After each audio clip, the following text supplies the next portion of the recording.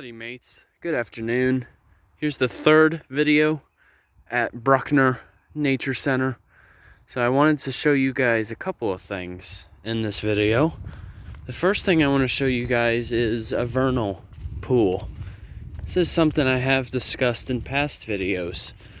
But here is an interpretive sign that tells you a bit about the vernal pool and how it's actually popular for that of amphibians and reptiles, especially for the spotted salamander. They like to use these types of pools. They're usually seasonal. Typically, they're more active during the spring and summer. However, as we are in the winter season, there isn't really much going on. But usually these are created by placement of rain. And that's how these are able to exist. But it tells you about the different types of creatures that you can find. And yeah, I mean, these are very common, especially in woodland habitats, which is where we are. Okay, so as we go up the trail, there's something that I want to also point out. It'll take me just a moment, but as we can see, out there in the distance is a freshwater pond. It's actually slightly frozen over, but a lot of creatures at the moment are most likely hibernating, any aquatic creatures, such as that of the different fishes. But yeah, so you can actually start to see that there are some red pine. And fascinating enough, the state of Florida actually has something a bit similar, known as the slash pine. But don't confuse that with the red pine. These red pines are actually quite, as you can see. Usually the conifers, which is the category of red pines, they actually, well, they help indicate acidic soil. So give me just a second.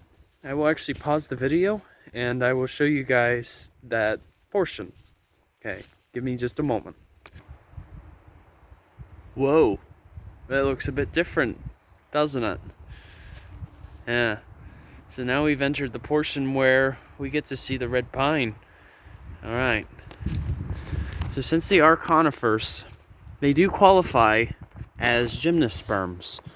And gymnosperms basically mean that as opposed to having flowers like that of an apple tree, for example, which qualifies as an angiosperm, a gymnosperm instead, you can just see the bare seed.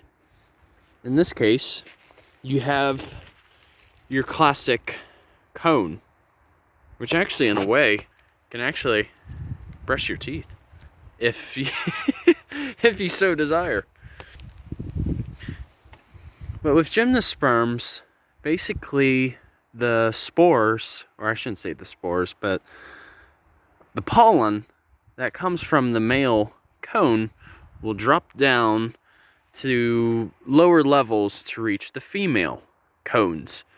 And that is their means of reproducing. And yeah, so here it tells you a bit further about the red pine itself. And I did forget to mention, these cones are usually formed every 3 to 4 years. So it's not always something that you'll see every single year. But yeah, let me show you guys. Yeah, oh, I love it. And you can only imagine the aroma of pines. I absolutely love them. you can actually smell a bit of that sap that's associated with it. But yeah, it's so pretty. I love it.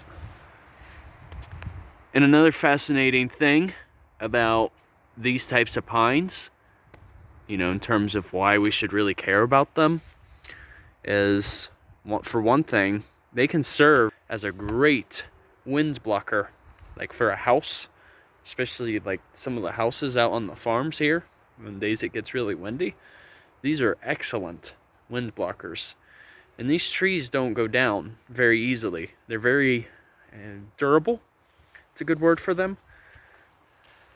And along with that, due to, you know, the sheer height of them, they've also been known to serve as telephone poles too.